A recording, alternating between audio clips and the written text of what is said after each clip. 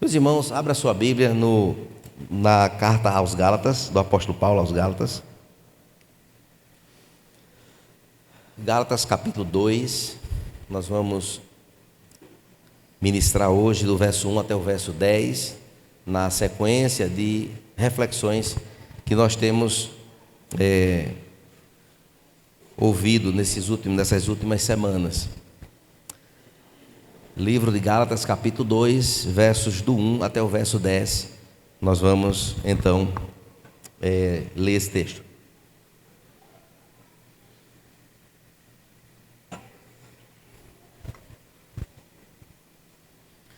Diz assim a palavra de Deus: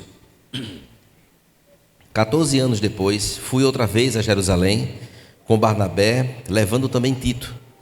Fui em obediência a uma revelação e lhes apresentei o evangelho que prego entre os gentios. Mas fiz isso em particular aos que pareciam de maior influência, para não correr ou ter corrido em vão. Mas nem mesmo Tito, que estava comigo, sendo grego, foi obrigado a submeter-se à circuncisão. E isto surgiu por causa dos falsos irmãos que se haviam infiltrado para despeitar a liberdade que temos em Cristo Jesus e nos reduzir à escravidão. A esses não nos submetemos por um instante sequer, para que a verdade do evangelho permanecesse entre vocês. E quanto àqueles que pareciam ser alguma coisa, o que lhes foram no passado não me interessa. Deus não aceita a aparência do homem. Esses, digo que pareciam ser de maior influência, nada me acrescentaram. Pelo contrário, quando viram que me havia sido confiado o evangelho da incircuncisão, assim como a Pedro foi confiado o evangelho da circuncisão, pois aquele que operou eficazmente em Pedro para o apostolado da circuncisão também operou eficazmente em mim para com os gentios. E quando reconheceram a graça que me foi dada, Tiago, Cefas, Pedro e João, que eram reputados colunas, estenderam a mim e a Barnabé a mão direita da comunhão, a fim de que nós fôssemos para os gentios e lhes fossem para a circuncisão. Somente recomendaram que nos lembrássemos dos pobres, o que também me esforcei para fazer. Vamos orar mais uma vez. Senhor Deus, aqui está, ó Pai, a Tua palavra que foi lida e que temos, ó Deus, a grande expectativa, Senhor, que o Teu Santo Espírito fale com cada um de nós. Ilumina a nossa mente, nos faz entender, ó Deus, a Tua palavra. Que o Senhor Deus derrame sobre nós, Pai, da Tua graça mais uma vez, a fim de que as nossas almas sejam alimentadas unicamente pela Tua palavra, Senhor. E queremos assim, ó Deus, Te agradecer por este tão grande privilégio. Vai adiante do pregador, Senhor, que seja usado por Ti para cumprir, ó Deus, mais esta missão. No nome de Jesus Te oramos e Te agradecemos. Amém.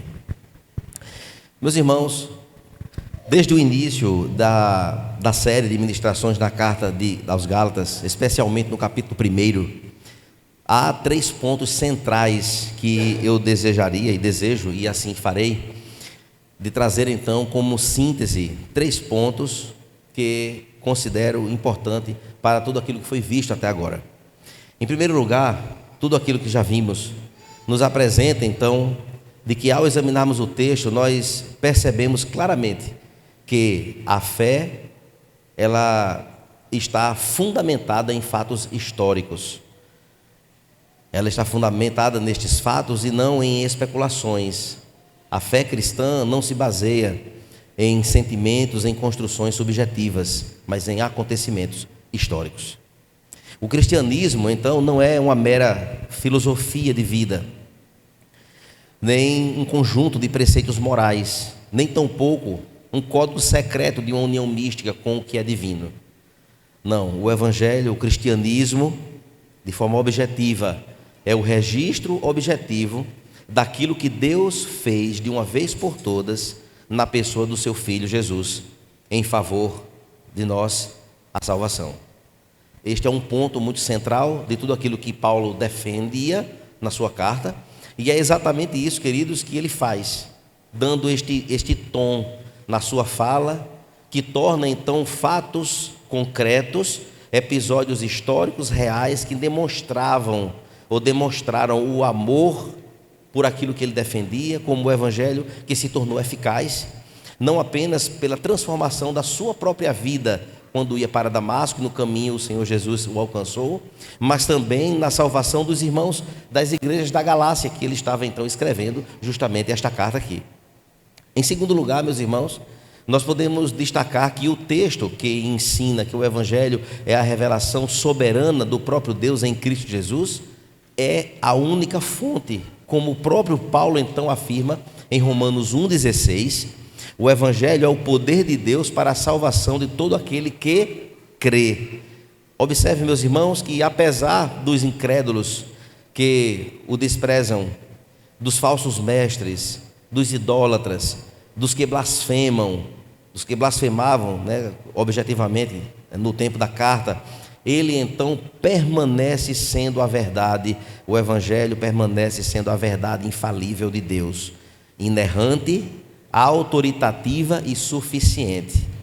Ou seja, o evangelho ele é inerrante, ele é autoritativo, a sua palavra é autoritativa, ela tem autoridade de ser.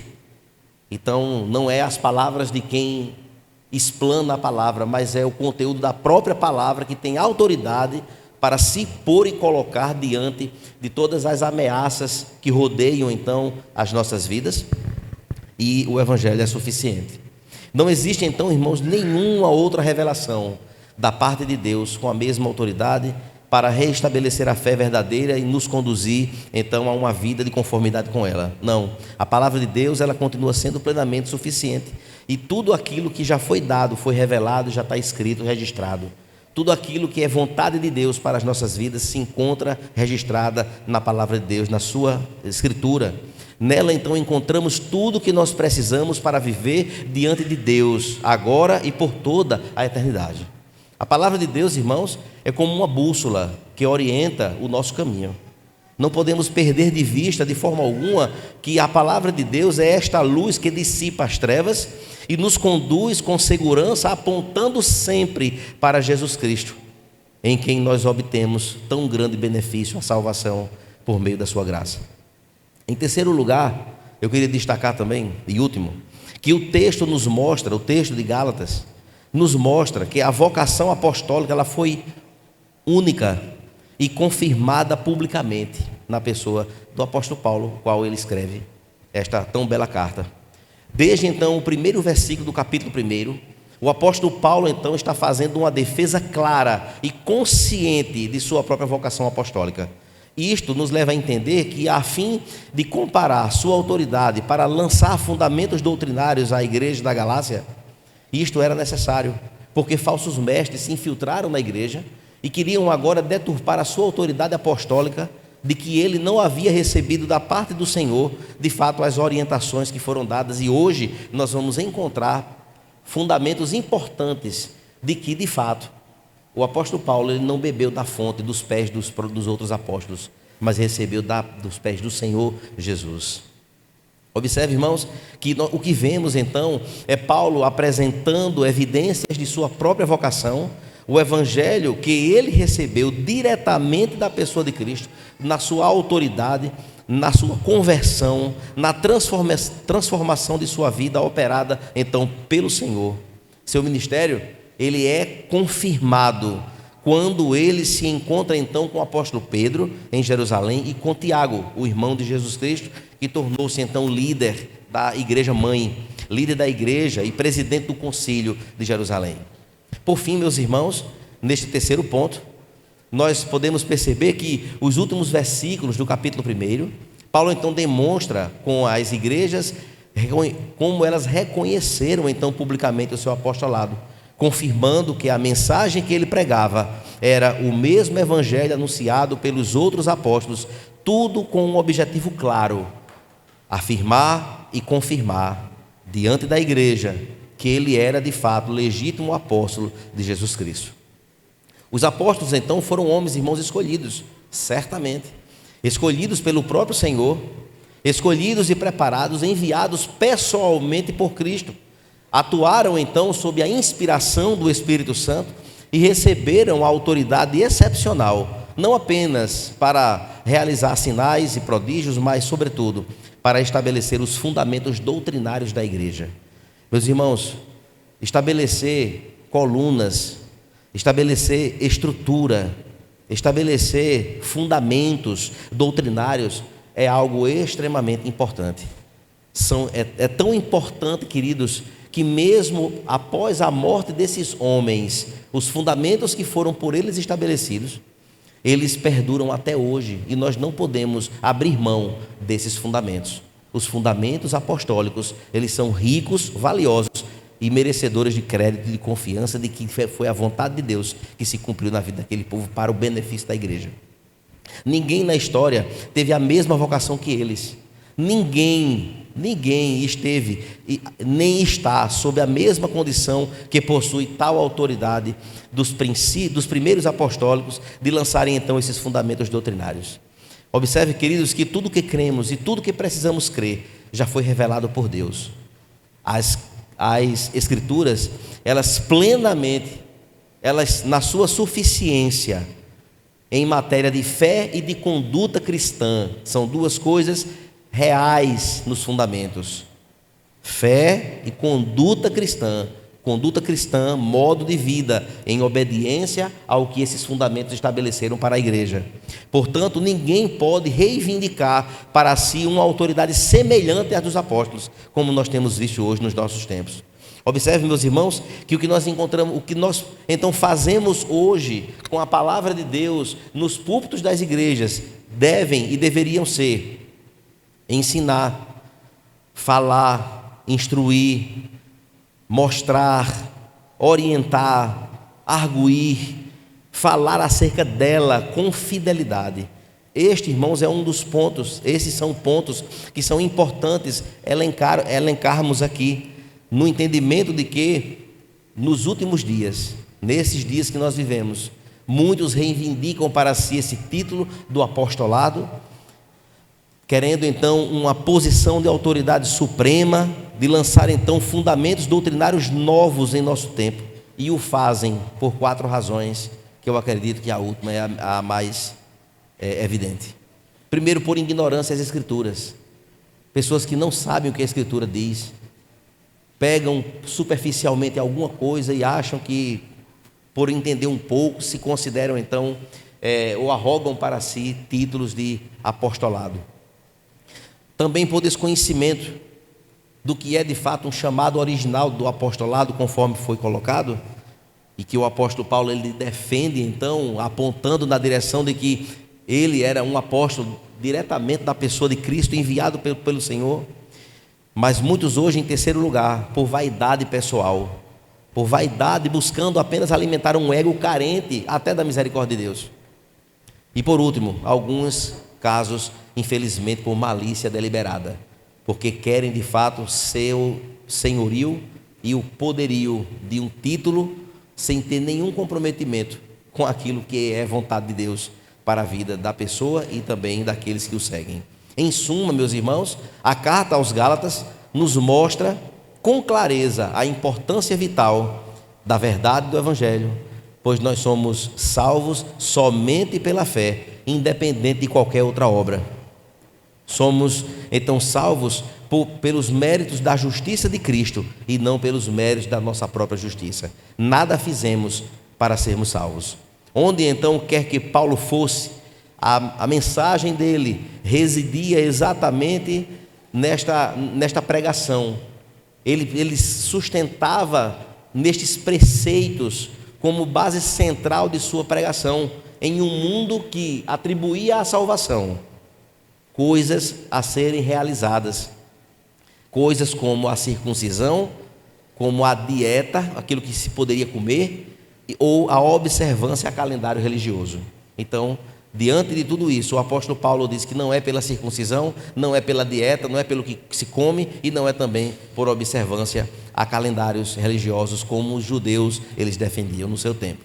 Mas, meus irmãos, acrescentar qualquer coisa a Cristo, qualquer coisa na obra de Cristo, de fato, é, na prática, abandoná-lo completamente. Nada podemos acrescentar a Cristo. Por isso, então, meus irmãos, Paulo escreve esta carta para preservar a verdade do Evangelho e proteger, então, o rebanho contra falsos mestres que atacavam tanto a mensagem que ele anunciava, quanto o próprio mensageiro de Deus que assim o faziam. Olhando, então, meus irmãos, para os versos que nós lemos, o verso 1 e 2, o texto sagrado que nos diz que 14 anos depois, ele está escrevendo aos Gálatas, né? Ele está refletindo, relatando aqui na sua narrativa um acontecimento já acontecido.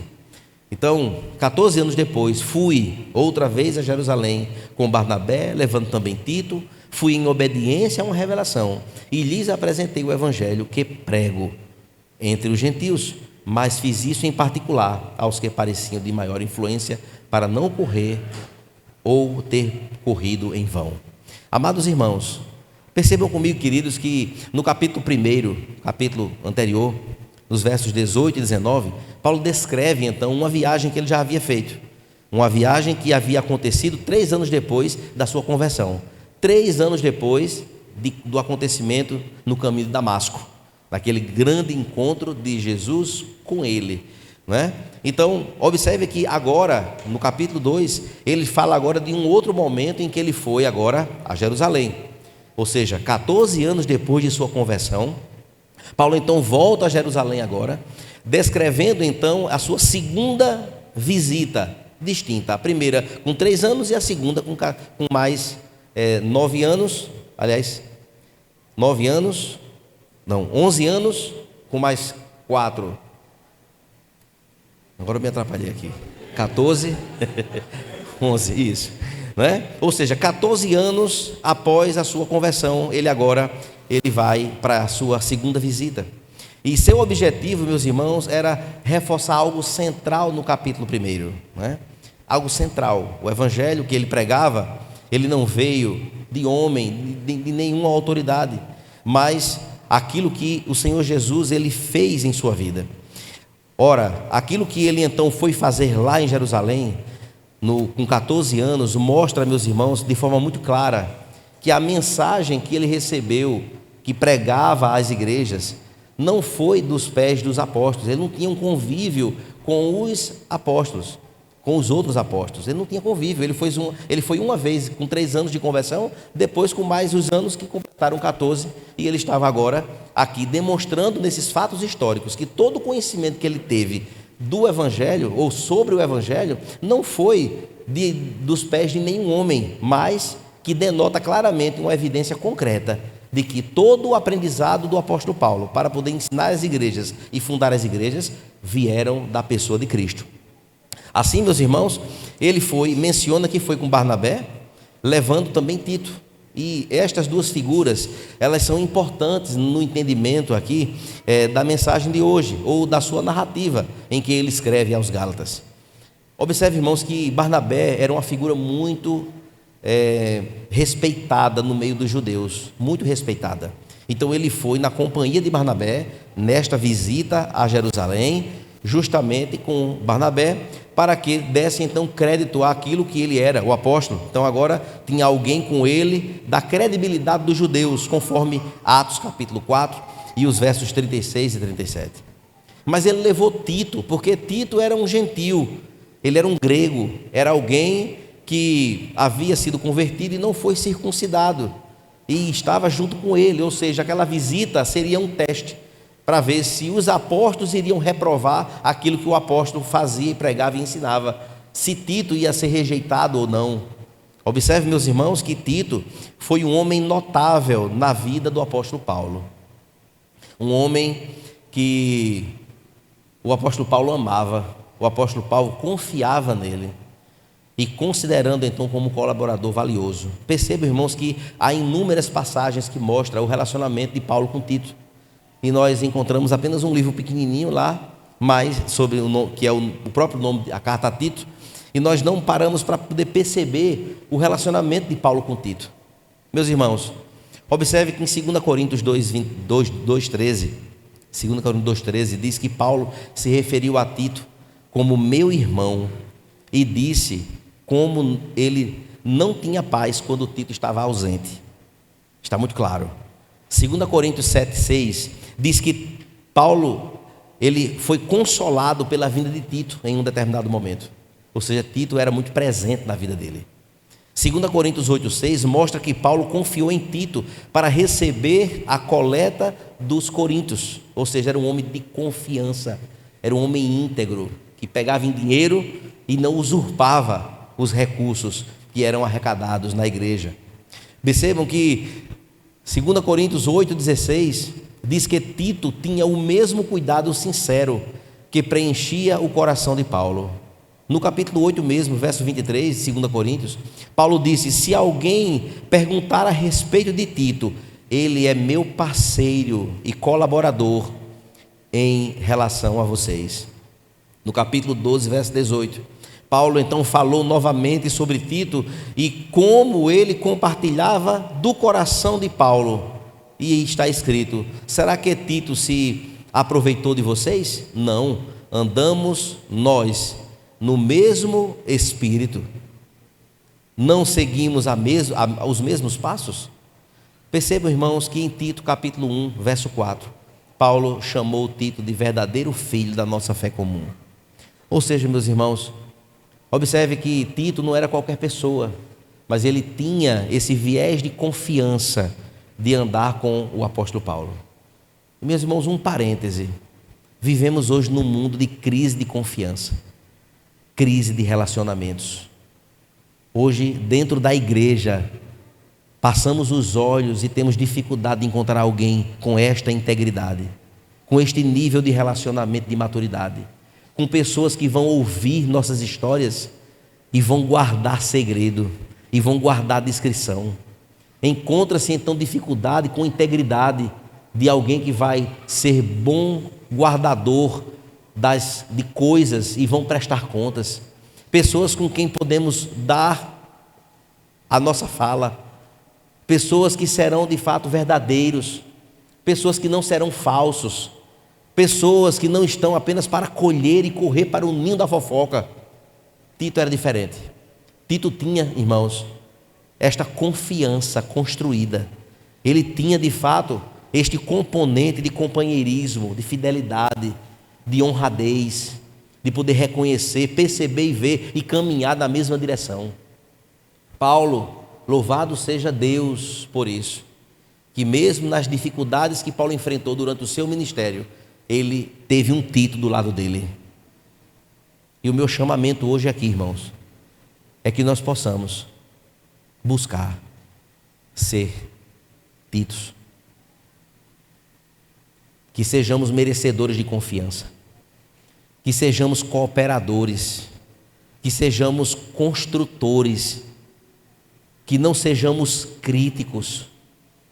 Certamente Paulo não era um homem perfeito, tinha suas dificuldades, certamente, como todos nós temos, mas pelas referências bíblicas que nós acabamos de ler, ele não era o amiguinho da tapinha nas costas, e quando se juntava com outras pessoas era para criticar o apóstolo Paulo, porque era um homem de integridade. A gente vê aqui com toda clareza. E, meus irmãos, isso é tão sério no nosso tempo. Vivemos uma crise de identidade cristã, de corações confiáveis. E isto, meus irmãos, o apóstolo Paulo, ele pôde receber do Senhor a companhia de alguém que o ajudou e que cooperou no seu ministério. Observe, queridos, que o texto que nós lemos, os versos que nós lemos ainda continua dizendo que ele foi em obediência a Jerusalém, aliás, a uma revelação. Paulo então afirmava que ele foi então nesta revelação divina. Ele não foi então não foi a Jerusalém por um convite humano. Esta visita provavelmente, irmãos, ocorreu na ocasião de Atos capítulo 11, quando ele então levou a ajuda financeira para cristãos pobres que sofriam com fome. Depois eu vou falar um pouco sobre isso. Aproveitando então a oportunidade, Paulo então apresentou aos líderes o evangelho que ele pregava entre os gentios. Em um momento, meus irmãos, em que crescia a controvérsia de que os gentios precisavam então obedecer à lei mosaica para então ser incluídos na salvação de Deus. Observe, queridos, que quando Paulo então ele estava em Jerusalém naquela época, ele então assegurou aos líderes locais que estava sendo obediente a Deus em sua apresentação do evangelho aos gentios. Pois alguns cristãos que de origem judaica afirmavam que os gentios podiam sim serem salvos, mas deviam então obedecer todo o regulamento do judaísmo, então deveriam se submeter à lei mosaica. A ideia então, meus irmãos, era que a salvação de Jesus, ela era apenas para o povo judeu, no coração então daqueles irmãos contrários ao trabalho do apóstolo Paulo, e que os gentios precisavam então se tornar como se tornarem judeus antes de se tornarem cristãos. Na verdade, meus irmãos, os judeus crentes não conseguiam entender que a circuncisão não era necessária para a salvação. Não dava para entrar na mente. É uma ruptura muito séria. Nasceram e cresceram dentro de uma doutrina de que para ser salvo teria que ser circuncidado e obedecer todo o regulamento daquilo que o judaísmo pregava. E essa luta, essa ruptura era muito forte, e os judeus não conseguiam conceber a ideia de que a pregação do evangelho alcançava também gentios que não precisavam da circuncisão para serem salvos. Daí os líderes da igreja em Jerusalém queriam então saber o que Paulo ensinava, e Paulo, meus irmãos, na sua visita a Jerusalém, era o momento perfeito para lhes contar. Então Paulo comunicou-lhes o evangelho que ele pregava aos gentios. Mas observe que ele não fez isso publicamente, ele fez isso em particular. Ele fez isso de forma particular aos que tinham de maior reputação. Eram líderes influentes lá dentro do compêndio lá de Jerusalém. E meus irmãos, observe, queridos, que Paulo sabia que pregava o verdadeiro evangelho, ele tinha toda certeza. Mas ele foi então pregar para estas pessoas, ou falar para estes líderes daquilo que ele havia pregado. E talvez algum dos próprios apóstolos, quem sabe, tivesse feito algum julgamento contra ele, ou ocorrido algum atrito. Ele fez isso então em particular, para não haver nada publicizado. Observe, irmãos, que para que ele não tivesse corrido em vão, provavelmente e conscientemente, a sua sensibilidade ao tema fez com que ele pudesse tratar aquilo de boa reputação, demonstrando então amor, prudência e respeito para com os líderes. E meus irmãos, o que de fato aconteceu é que aquele momento foi um momento riquíssimo, um momento em que foi demonstração tanto para Tito como para Barnabé, que estava com Paulo, para poderem visualizar e perceber que a mensagem recebida pelo apóstolo Paulo do Senhor Jesus estava de acordo com tudo aquilo que eles haviam ensinado, que ele havia ensinado. Dos versos 3 até o verso 5, irmãos, nós vamos ver a seguinte narrativa: mas nem mesmo Tito, que estava comigo, sendo grego, foi obrigado a submeter-se à circuncisão.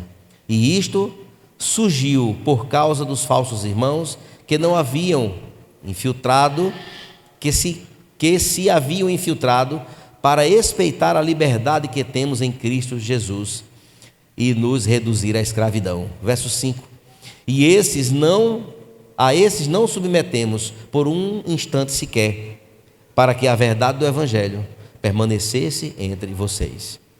Observe, irmãos, que Paulo leva Tito, e neste levar Tito, sendo conduzido por ele, incluído nesta viagem a Jerusalém, para que estes influentes de Jerusalém vejam o que eles fariam, se eles iam reprovar ou iriam aprovar. Tito então é um exemplo perfeito da pregação do evangelho de Paulo. Observe que Tito, ele não foi forçado a se ser circuncidado ou a se circuncidar, Havia então concordância, irmãos, quanto à mensagem do Evangelho. Do contrário, Cristo não basta, havia de ter algo mais, havia de ter uma interferência humana para que então Tito pudesse ser salvo. No entendimento então do Evangelho genuíno de Paulo, não era mais necessário a circuncisão, e foi acatado pelos líderes judeus que eram seguidores de Cristo também. Até porque, meus irmãos, é do nosso entendimento de que no chamamento apostólico haviam apóstolos que foram destinados a pregar o cristianismo, o evangelho de Jesus aos judeus, e teve o apóstolo Paulo e Barnabé que foram levados para pregar para os gentios. Observe muito bem que isto é muito importante, de que a mensagem de ambos os grupos era a mesma, que o amor de Cristo sobre o seu povo é o mesmo, que ele veio, morreu na cruz e ressuscitou ao terceiro dia, essa mensagem é a mesma, e que a salvação é pela fé somente, tanto para judeus como para gentios. E, meus irmãos, como é importante podermos entender que o apóstolo Paulo, nesta carta aos Gálatas, ele está preocupado em reafirmar o seu apostolado e também a defesa que ele faz ao puro evangelho, de que ele estava pregando exatamente aquilo que o Senhor Jesus o comissionou para fazer, que mesmo sendo gentios, mesmo sendo um grupo de pessoas que eram excluídas da consideração da sociedade judaica naquele tempo, Deus havia de salvar gentios.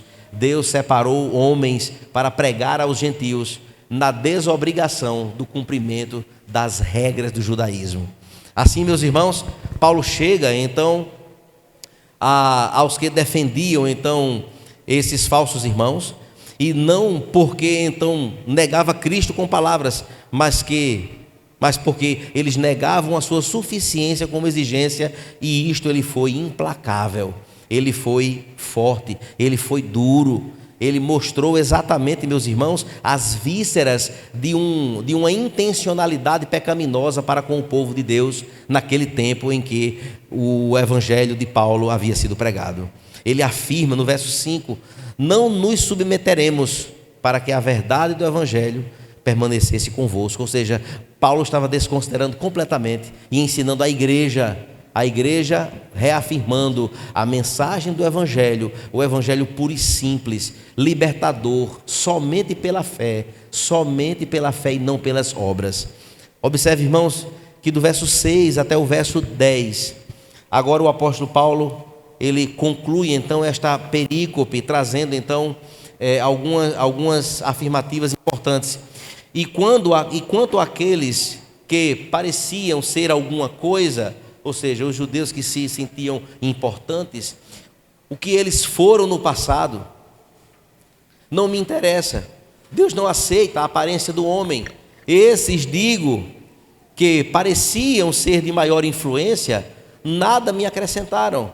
Pelo contrário, quando viram que me havia sido confiado o evangelho da incircuncisão, ou seja, o evangelho aos gentios, assim como Pedro foi confiado o evangelho da circuncisão, ou seja, de pregar e alcançar os da circuncisão, ou seja, os judeus, pois aquele que operou eficazmente em Pedro para a circuncisão, para os judeus, para o apostolado da circuncisão, também operou eficazmente em mim, para com os gentios. E quando reconheceram a graça que me foi dada, Tiago, Pedro e João, nesta sequência, há um detalhe importante nesta sequência, porque se Pedro fosse então o mais importante, o Papa considerado pela Igreja Católica, a ordem aqui já era para ser outra, era para ser Pedro, Tiago e João, conforme nós aprendemos no hinozinho quando a gente era criança, né? Que é a alma católica ali impregnada, né? Pedro, Tiago e João, sempre Pedro no primeiro. Mas aqui na narrativa bíblica botou Tiago na frente, que nem apóstolo era. Tiago aqui era o irmão de Jesus, era o líder da igreja, é o presidente do concílio de Jerusalém. Tiago, Cefas, que é Pedro, e João, que eram reputados colunas, aqueles homens eram colunas, eles estenderam a mim e a Barnabé a mão direita da comunhão, a recepção, o reconhecimento, a fim de que nós fôssemos para os gentios e eles fossem para a circuncisão. Somente recomendaram que nos lembrássemos dos pobres, o que também me esforcei para fazer. Queridos irmãos, Paulo ensinava aos cristãos da Galácia que os líderes de Jerusalém, eles estavam em plena concordância com o evangelho que ele pregava. Embora tenha sido reconhecido como influentes, isso não lhes conferia maior autoridade diante de Deus, que não se impressionava com status ou reconhecimento humano. O apóstolo Paulo, queridos, ele traz na sua mensagem aos Gálatas um alerta importante de que um outro evangelho estava sendo impregnado na igreja, sendo pregado na igreja. Que coisas sorrateiras e sutis estavam adentrando dentro da igreja. E, segundo comentaristas da época, já haviam cristãos se circuncidando, entrando na doutrina daquilo que estava sendo pregado. Irmãos, doutrina é uma coisa importantíssima. Considere isso. A doutrina bíblica, ou seja, a dieta da Escritura para as nossas vidas, ela deve ter uma importância muito grande no nosso coração. Porque a doutrina do Senhor, ela vai nos dizer como as coisas devem acontecer. E a nós, como seus servos, precisamos nos submeter à autoridade da doutrina bíblica, daquilo que Deus quer para o seu povo. O nosso Deus, irmãos, ele não é um Deus que nos acolhe nos parâmetros do que se prega aí fora. Não é o amor, o amor, o amor. E esse amor, tudo em nome do amor, tudo em nome do amor. E fé e conduta cristã deixa de lado. Não. Se nós somos discípulos de Cristo, se somos servos do Senhor, precisamos compreender, irmãos, com todas as letras. Há um modo de viver que o Senhor nosso Deus estabeleceu para o seu povo. É um código de ética. Eu preciso viver de acordo com o que a palavra ensina. Eu não posso jamais usar da liberdade que nós temos em Cristo para poder então adotar um parâmetro de libertinagem, de forma alguma. Eu preciso compreender que existe vontade de um Deus soberano sobre o seu povo, e esta vontade precisa ser vivida, não no parâmetro de dizer, eu preciso fazer isto, isto e isto para alcançar a salvação, de forma alguma. Mas eu preciso entender, agora, antes eu não era povo, agora sou povo de Deus. Fui alcançado por esta graça, por este Deus maravilhoso que, sem nenhuma obrigação, salvou a minha vida, mandando o seu filho morrer na cruz para pagar com seu próprio sangue e sua carne naquele madeiro, para me resgatar do império das trevas e me levar para o inferno. Em resposta a este Deus, em resposta a todo este feito, eu me submeto alegremente a viver a vontade de Deus. É isso, irmãos. E o que é que Satanás ele quer fazer? Ele trabalha para jogar dúvida no nosso coração. Ele trabalha para que nós venhamos a duvidar dessas questões, para duvidar da eficiência da morte de Cristo, do amor dele sobre as nossas vidas, de colocar dúvidas, será que eu sou salvo mesmo? De colocar questionamentos acerca da soberania de Deus, que é muito maior do que as nossas vidas, do que tudo nosso pensar. Preciso entender, irmãos, claramente. O apóstolo Paulo, nesta defesa, ele então sai com todo este argumento bíblico profundo, de levar então aos corações, aos ouvidos e corações daquele povo, a necessidade de reafirmação da mensagem do evangelho puro e simples. Observe, queridos, que na verdade aconteceu que os apóstolos, eles reconheceram que Paulo havia reconhecido o mesmo evangelho que ele pregava.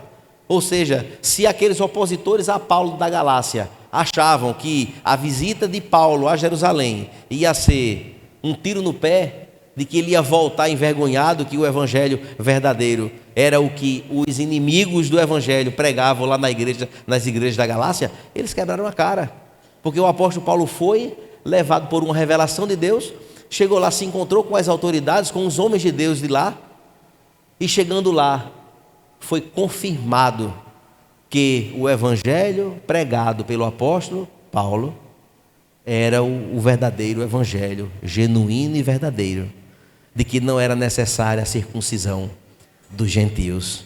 Amados irmãos, como é maravilhoso confirmar as coisas, como é maravilhoso nós podemos ver o apóstolo Paulo de coração tranquilo, sabendo de tudo aquilo que ele estava fazendo era de fato a vontade de Deus, de não ter nenhum tipo de sombra de dúvida da veracidade do conteúdo que ele havia então pregado àquela igreja, que não havia nenhum tipo de suspeita de que ele estivesse enganado diante daquilo que o Senhor mandou ele fazer, que foi pregar aos gentios.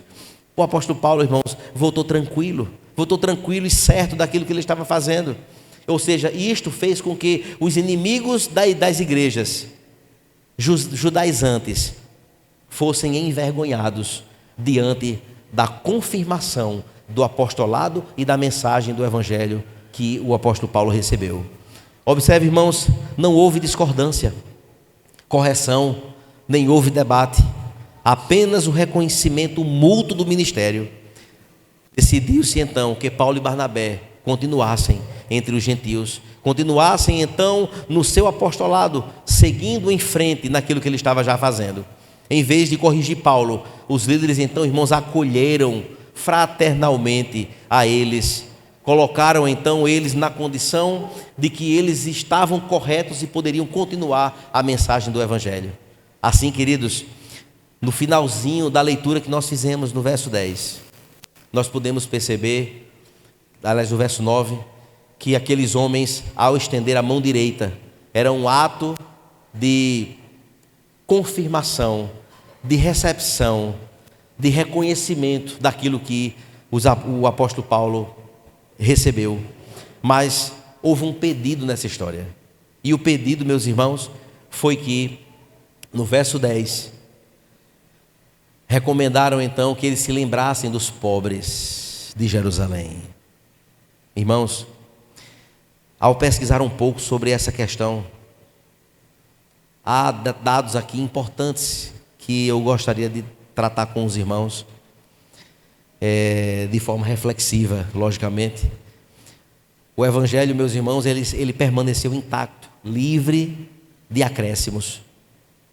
O evangelho pregado por Paulo permaneceu íntegro. Esse pedido então que foi feito, que Paulo e seus companheiros estivessem lembrados dos pobres, e o qual certamente Paulo se esforçou para fazer isso, nos leva, irmãos, a entender e a perceber que a igreja de Jerusalém naquele tempo estava vivendo uma extrema pobreza. Extrema pobreza. É bem verdade que havia uma perseguição e, de fato, muitas pessoas pobres, foram alcançados pelo evangelho lá em Jerusalém. Mas os irmãos estão lembrados de Atos capítulo 2, verso 42 em diante, que teve um ponto importante. Diz que aquela parte muito maravilhosa, que todos partiam o pão na casa de um e do outro, todos tinham o mesmo pensar e tal. E aqueles que tinham propriedades fizeram o quê? Eles vendiam as suas propriedades para dar aos que precisavam, aos que iam precisando. Esse ato dos que tinham mais posse vender para distribuir levou o povo à pobreza. Esse foi um dos fatos que levou aquela igreja a uma pobreza de passar fome, de precisar de ajuda. Porque, meus irmãos, os que tinham condições, eles poderiam ter uma outra estratégia. Vamos produzir, vamos plantar mais, vamos fazer mais coisas, vamos gerar renda, para que aqueles que precisam trabalhem e usufruam, não ficarem sentados só recebendo do que foi vendido, porque o que foi vendido não tem mais. Observe, queridos, que é bem verdade que esse não foi o único motivo, mas foi um dos principais. Então, pessoas abastadas da igreja começaram a se desfazer das suas propriedades e ficaram sem nada. E os que precisavam foram assistidos naquele tempo, naquele momento. Depois que enche a barriga, o tempo passa, acabou, foi tudo e ninguém tinha mais nada. Seria aqui um pontinho de comunismo na história, da filosofia comunista? Vamos dividir. Depois pronto, fica todo mundo sem nada. Entende, irmãos? Talvez a estratégia de Atos 2, diante de toda a utopia instalada, erraram no ponto. Deveriam então ter uma outra perspectiva. É bem verdade que havia muita perseguição. Sim, perseguição de que muitas propriedades foram confiscadas pelas autoridades naquele tempo por conta do Evangelho. Mas um dos pontos que, asseguradamente, pelos comentaristas, é que se desfazer das propriedades para poder acudir situações foi um dos pontos principais para que eles ficassem sem nada. E aí, meus irmãos, se Cristo, queridos, aqui eu passo a concluir a mensagem de hoje. Se Cristo, queridos, Ele é suficiente, nós não devemos, irmãos, ousar complementá-lo. Ousar complementá-lo. O Senhor não precisa de complementos. Cristo, irmãos, Ele é suficiente em todas as coisas. Nada do que eu faça vai acrescentar a Cristo alguma coisa.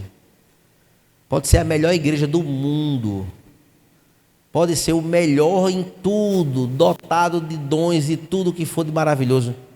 Irmãos, nós não acrescentamos nada. Podemos, irmãos, fazer tanta caridade no mundo, dar até o que a gente não tem. Não acrescentaremos nada ao Senhor. Cristo, Ele é suficiente.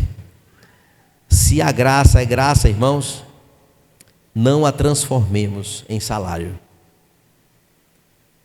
Se a fé salva, vivamos então como quem foi verdadeiramente liberto. E verdadeiro liberto, meus irmãos, é entender que a graça pela fé, dada tudo por Deus, foi o bastante para nos alcançar e nos colocar como libertos. Perceba, irmãos, ainda 5 pontinhos da nossa conclusão. Devemos, irmãos, de fato confiar no Senhor, confiar em Deus e não querermos ser um ajudante de Deus. Eu preciso só confiar nele. Se Ele é suficiente, Ele tem tudo e muito mais do que aquilo que pedimos ou pensamos. O que eu preciso fazer é confiar nele. Faço minha parte, mas confio nele. Se algo, irmãos, além da cruz define a sua paz com Deus, então Cristo deixou de ser suficiente. Se o seu casamento, ele é um elemento que te dá paz além da cruz, estamos perdidos.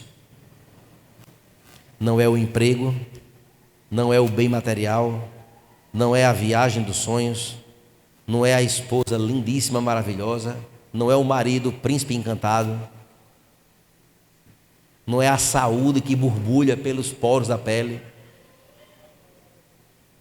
não são filhos lindos e maravilhosos que nós temos,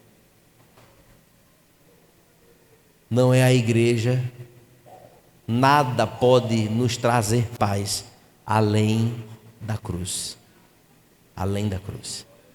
Somente o Senhor é que é plenamente suficiente para nos dar plena paz em Cristo Jesus. Em segundo lugar, irmãos, não negocie o Evangelho para preservar conforto ou amizade. Isto aqui, queridos, o apóstolo Paulo falou aqui de um povo que no passado não me interessa mais, não acrescentou nada para mim, nada. Eu pergunto, irmãos, vale a pena nutrir amizades que não acrescentem nada Vale a pena? Vale a pena estarmos consumindo conteúdos de internet que nos acrescentem nada? Será que vale a pena nós estarmos voltados para companhias e amizades, mesmo família de sangue, que quando nos encontramos é uma alegria, mas é uma alegria com a ausência de Deus? Será que vale a pena? É aquela alegria só para o cardápio das conversas. São coisas extremamente reprováveis por Deus. Será que vale a pena? Meus irmãos, se o nosso alvo não for Cristo, não estou dizendo que é para a gente se afastar da família, não é nada disso. Não, não é nada disso. Eu tenho familiares que não são cristãos. E por sinal, a gente nem se encontra muito. Quando se encontra é aquela alegria grande, mas o assunto acaba logo. Sabe por quê? Porque o assunto de lá é cachaça, é festa, é prazeres, é isso, é futebol, é outra coisa. Um monte de coisa que é um assunto que para a gente não tem graça nenhuma. Aí acaba que a gente começa a ter perdas. Não é verdade? Em nome do Evangelho, irmãos, é um ambiente que não nos acrescenta em nada. Daqui a pouco começa, acabou o assunto, agora vamos falar da vida alheia. Pronto, vamos agora falar do povo. São encontros que não acrescentam em nada. E se a nossa casa, irmãos, em algum momento tem servido de corvil para detratar o nosso irmão, coisas desse tipo, devemos romper com isso. Que a nossa mesa, ela seja um lugar de encontro para a glória de Deus. Amém, irmãos? O apóstolo Paulo, ele foi incisivo, cortante, né? Cortante, como a espada que entra bem lentamente e silenciosamente nas suas convicções. Em terceiro lugar, submetamos a autoridade da palavra de Deus. Nós não vamos errar. Ou se errarmos, vai ser por pouco, se nós obedecermos fielmente à Escritura. Nós temos chances de acertar quando nós vamos, então, quando nós nos submetemos à palavra de Deus. O grande problema, irmãos, que as bênçãos de Deus, elas são maravilhosas, de fato são. Mas quando o assunto é eu preciso obedecer ao Senhor, aí as coisas ficam amargas. Porque com Deus não tem meio termo. É tipo Paulo, ou é ou não é. Pronto. Não tem metade, não vamos negociar, não. O apóstolo Pedro, ele tinha essa característica. Ou era ou não era. Ou é, ou sim ou não, e pronto. Ou é branco ou é preto, acabou. Não tem meio termo. Observe, irmãos, que quando de fato nós submetemos toda a nossa vida à autoridade da palavra de Deus, não fica sombra de dúvida, não fica sombra, não fica questionamento, não fica fumaça no olhar, mas fica apenas a segurança de que a nossa vida está ancorada naquilo que há de mais concreto e seguro, que é a palavra de Deus. Amém? Viva então, irmãos, a liberdade, viva a liberdade, mas a liberdade que gera obediência, não culpa, a liberdade que gera em nós este senso de relacionamento. É uma liberdade cristã que não remove o chamado à santidade. É uma liberdade, mas é uma liberdade que eu vivo em busca de fazer aquilo que é vontade de Deus para a minha vida. E isto em todas as áreas da minha vida, nos meus relacionamentos, na minha forma de pensar, naquilo que eu percebo no coração, aquilo que eu faço com o meu próprio corpo aos olhos dos outros. Eu preciso, irmãos, entrar exatamente nesta esfera de que eu vivo uma liberdade em Cristo, vivo uma liberdade de todas as amarras do pecado que me aprisionavam antigamente, mas agora em Cristo eu sou livre. Mas essa liberdade é uma liberdade que traz paz, quando ela é buscada em gerar obediência e não fazer coisas que vai trazer culpa ou vai trazer dúvida. Será que isso é de Deus? Não sei, não tenho certeza, mas eu vou fazer. E aí começa a entrar por um caminho de libertinagem. Uma igreja fiel, ela honra a palavra de Deus. Ela busca então viver, queridos, o já fomos aceitos em Cristo e por isso vivemos livremente a sua vontade. Por fim, queridos, que a graça ela produz em nós um amor visível. E sabe o que é o amor visível? O pedido dos apóstolos e de Tiago, que disseram a Paulo: se lembrem das ofertas, das ajudas para os que estão passando fome. Queridos, aqui há um retrato extemporâneo de que o povo de Deus precisa cuidar do povo de Deus, principalmente. O nosso cuidado com o nosso irmão, o nosso cuidado com a necessidade de quem passa necessidade, é um ponto importantíssimo que não está fora do script da vontade de Deus. Se chegar ao conhecimento que há alguém precisando de ajuda, nós não podemos nos furtar de fazer alguma coisa. E jamais de dizer assim: irmãos, eu vou orar por você, vá em paz, e nada fazer. Compreende? Isso é uma atitude reprovável, não é? Pão, estou passando uma luta assim, é mesmo, é. Tá bom, vamos orar por você, amém. E a pessoa sai para casa com fome. Precisamos, irmãos, entender que nós estamos aqui como família da eternidade. Eu tenho falado isso às vezes. A família da eternidade é muito mais valiosa do que a família de sangue, porque a família de sangue ela vai passar. Muitos da nossa família de sangue não foram alcançados e talvez nem serão alcançados pela graça do Senhor. Seria muito bom que nós olhássemos para os nossos pais, nossos avós, tios maravilhosos que a gente certamente todo mundo tem, sobrinhos, tal, etc, etc, etc, sogro, sogra, todo mundo crente, salvo pelo sangue de Cristo. Que bom que fosse assim. Mas não vai ser assim. Porque muitos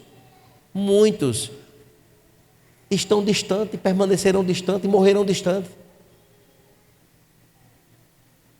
Mas nós que aqui estamos, somos família, a família da eternidade.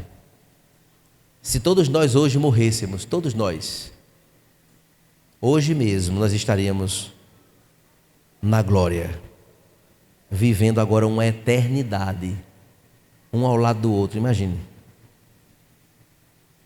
como isso é importante. E diante disso, irmãos, por que no já e ainda não? Ou seja, somos família da eternidade, mas ainda não estamos na eternidade. Por que então fechar os olhos para as necessidades daqueles irmãos que estão hoje perto de nós? Precisamos, irmãos, tirar lições importantes daqui, de entender, queridos, que esta graça de Deus que nós recebemos, ela deve produzir um amor visível. Um amor visível. Não é um amor que se expressa apenas na tapinha nas costas, no aperto de mão que a gente dá a todo tempo, no sorriso no rosto maravilhoso, né, que acolhe, que abraça, mas também nos momentos da seriedade, que o sorriso foge e a lágrima desce, que o coração está pequeno. Nós precisamos ser família da eternidade, que essa graça em nós se reproduza vigorosamente em amor visível. Amém, irmãos? Que Deus nos abençoe, que o Senhor derrame sobre nós cada vez mais esta consciência de que com o Evangelho nós não negociaremos, permaneceremos firmes naquilo que o Senhor estabeleceu em sua palavra, e que toda doutrina bíblica ela precisa ser levada em consideração nas nossas vidas, para a glória de Deus Pai. Amém? Fiquemos de pé, vamos orar ao Senhor.